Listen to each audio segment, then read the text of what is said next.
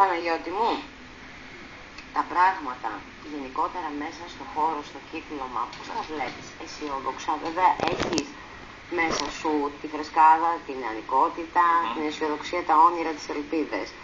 Εάν όμως σου έλεγα να βγεις λίγο έξω από αυτό το κύκλωμα και να δεις σαν ένας άνθρωπος εκτός showbiz, πώς θα μπορούσες να χαρακτηρίσεις αυτό που γίνεται σήμερα? Θα απελπιζόμουν λίγο. Δεν θέλω. Προβαχμένα το λέει. Γιατί όντως, Γιώργια, είμαι φύση αισιόδοξο άτομο.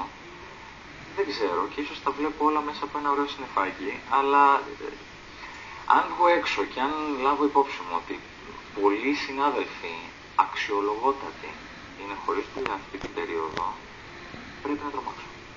Θα πρέπει να τρομάξω. Μάλιστα.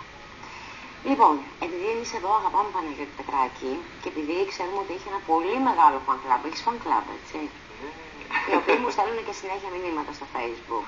Ψηφίστε Παναγιώτη Πετράκη. Ψηφίζω εγώ, ξαναμανά. Ψηφίστε Παναγιώτη Πετράκη. Ξαναψηφίζω εγώ. Τι κερδίζω που ψηφίζω? Την αγάπη μου την έχεις ήδη. Αυτό όμως το έχω ούτως ή άλλως. Λοιπόν, εμείς εδώ σου έχουμε ετοιμάσει ένα αφιερωματικό βιντεάκι. Θέλεις να το δεις? Απόλυτα. Ωραία, πάμε να το δούμε.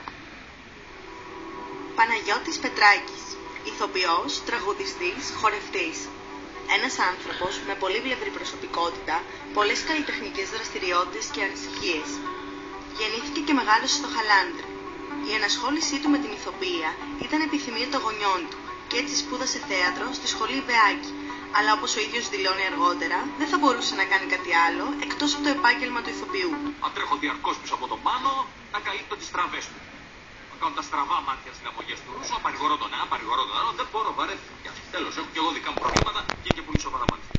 Στέκιο δεν μου κάτι να σου πω. Να μου πεις ότι θα βγουν όλοι μακριά μου, μπορείς? Όχι, δεν μπορώ. Αποφύτησε από τη σχολή θεάτρου με άριστα και συνέχισε τις σπουδές του σε Νέα Υόρκη και Λονδίνο, όπου συμμετείχε σε μεγάλες θεατρικές παραστάσεις και παρακολουθούσε σεμινάρια φωνητικής. Θεωρεί ότι το μεταπτυχιακό που έκανε στη Νέα Υόρκη και η επαφή του με το αμερικανικό θέατρο αποτελούν κομβικό σημείο στη διαμόρφωση της καλλιτεχνικής του ταυτότητας. Από τη μέρα που αντιδράς, αλλά αυτό που έγινε το ξεχνάμε.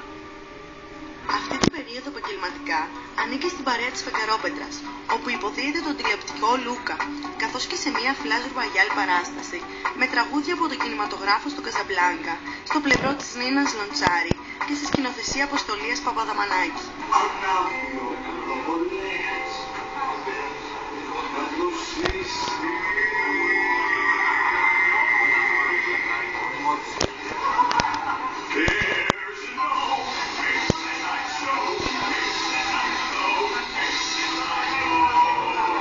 Έχει επίσης παίξει στις σειρές Κόκκινο Δωμάτιο, Τα παιδιά της γειτονιάς και το Τζένι και Βανθία, ενώ σημαντική θεωρείται και η συμμετοχή του στο έργο Εχνευτές άντροι του Σοφοκλή και στην οπερέτα Οι Απάχητες των Αθηνών στην Εθνική Λυρική Σκηνή. Έχει ακόμη συνεργαστεί σε μουσικές παραστάσεις και συναυλίες με τη Μαρινέλα, τον Τάκη Ζαχαράτο, ενώ το 2005 είχε την τιμή να κληθεί από την πυριγκίπισσα Εκατερίνη της Ιουγκοσλαβίας για να τραγουδήσει στον καλά του Ιδρύματος Lifeline που τελεί υπό την αιγίδα της.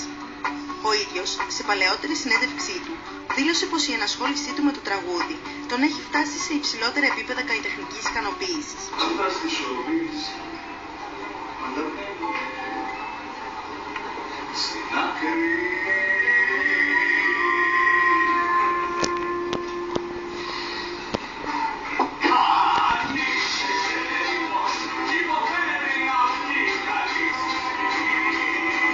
Οι κριτικές προς το πρόσωπό του είναι οι καλύτερες και θεωρείται ένα από τα πλέον αγαπημένα παιδιά του θεάτρου και της τηλεόρασης.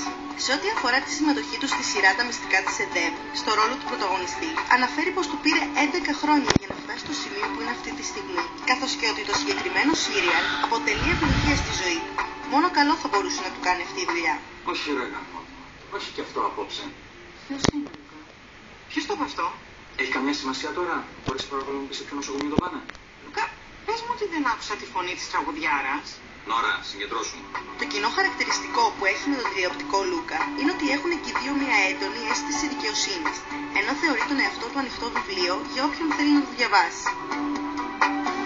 είναι ένας άνθρωπος ευγενικός, δυναμικός και συναισθηματικός, που δεν έχει βιώσει τον έρωτα στον απόλυτο βαθμό του ως τώρα, αλλά πιστεύει σε αυτόν και στα δυνατά αισθήματα που δημιουργεί.